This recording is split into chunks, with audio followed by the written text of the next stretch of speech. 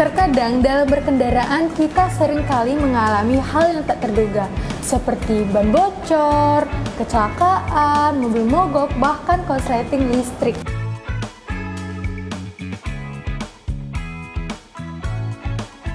Untuk memberikan pertolongan pertama jika terjadi hal yang tidak diinginkan, ini dia peralatan yang kita butuhkan.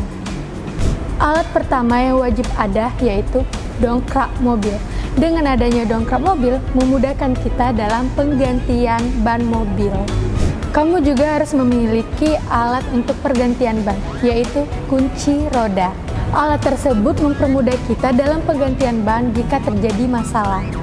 Mulai dari tekanan ban yang sesuai standar, kondisi fisik yang layak dipakai, dan pastikan ban cadangan kamu itu tidak kempes ataupun bocor. Eits, ada tambahannya lagi nih sahabat DFSK. Jangan lupa membawa segitiga pengaman. Alat ini berfungsi menandakan mobil kamu saat bermasalah di tepi jalan. Terakhir, kamu wajib melakukan pengecekan APAR untuk pertolongan pertama jika terjadi kebakaran di dalam mobil kamu. Jangan lupa like, comment, and subscribe. Jika ingin info lebih lanjut tentang DFSK, silakan cek website di deskripsi kita.